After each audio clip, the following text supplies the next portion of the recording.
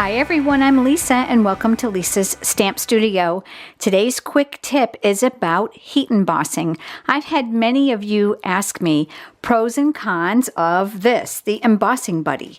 And you've also asked me questions about the best way to do it. So I want to give you some tips today.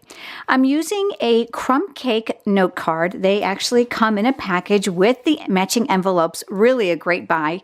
We're going to do our stamping on there. I have mounted the clear stamp from the Celebration stamp set called Avant Garden. Really pretty, but it's got some detail in it, and I wanted to show you the benefits of using the embossing buddy. So we're going to go ahead and begin by prepping our work surface. This is what the embossing buddy is designed for. Now you can see mine's got a little color on it. I was doing some technique stamping, and it will pick up some pigment, but it won't hurt it. By rubbing this across your cardstock, you're prepping the surface to let the paper know that you only want the ink and the embossing powder to stick where you've got them. So it's going to help repel those little splotches. And I'll show you in a sample when I'm done in a few minutes.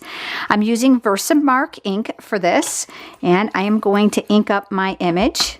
So I'm going to make sure that I tap that good. I'm going to go this way. I like to use my ink pad this way when my stamp is about the same size as my ink pad. So I make sure I don't miss an area. And then we're going to press this. I'm actually going to do it vertical, but I like to stamp horizontal. That's just a tip for you. I find this is actually easier for me to handle. So firm, even pressure, just to trace out your pattern. And then we're going to lift. I like to work over a coffee filter so that I can catch any of the excess embossing powder and pour it back into the bottle. So we're going to sprinkle this heavily. You want to make sure you got everything covered, and we're going to dump it off. But look, there's no flecks of excess powder around. If you don't use the embossing buddy, what happens is that anti-static powder isn't there, and you'll get little speckles around your image. So I'm going to set that to the side because we certainly don't want to blow that all over the place. And let's talk a little bit about the heat tool. This is the Stampin' Up! Heat tool. Absolutely love it. It has two speeds. There's a 1 and a 2. The 1 I use primarily for drying projects. So maybe I've used a lot of ink on a technique, or I've done some vellum stamping and I want to speed up the drying process. That's what I use it for. The gun has an encased tip, which is going to make it a lot safer to use, but you never want to handle it here because it does get very warm. The stand retracts, which is great when you need to stand it up on your table, and it makes it easy to transport it to a friend's to stamp with them. Make sure when you're heat stamping, you're not covering the vents, kind of like a blow dryer. You would never want to do that. To actually heat set the powder, we're going to use it on speed 2. Now you're going to see it's a lot louder. The amount of speed coming out is double that it was on speed 1. The biggest mistake people make when they heat emboss is they kind of go all over the place. I don't recommend that. Keep your heat tool near one section at a time. And as the gun heats up, you're going to actually see, look at the magic, how the powder turns to a foil finish. And then slowly move across the card so that you don't miss an area. So we're going to move down here, and you're going to see I'm moving my fingers out of the way because it is very hot. The heat of the embossing powder will actually begin to melt up, so it actually helps aid in getting the card set. And then one quick pass over and you're done.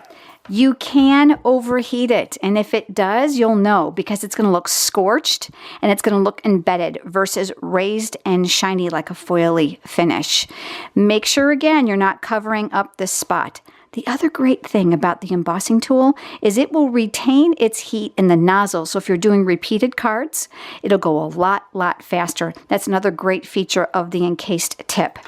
So there you go. So we've got the embossing buddy that's helped to repel, and we've got our embossing powder, which we used over a coffee filter. So now look, I'm going to fold my coffee filter up, and I'm going to pour this back inside the bottle. And you can see you can get just about every single drop of that done, so you're not wasting anything. One bottle is going to last you oodles and oodles of time. The Versamark ink does also have a refill for it, so it's a one-time buy for you.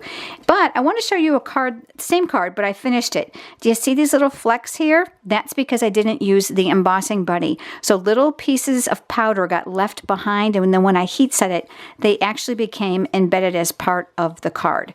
So big difference, if you ask me. me. But I'm really hoping that this has given you a couple tips about the Stampin' Up! Versamark pad, the Embossing Buddy, and the fabulous heat tool. Thanks for joining me, everyone. I'll see you next time.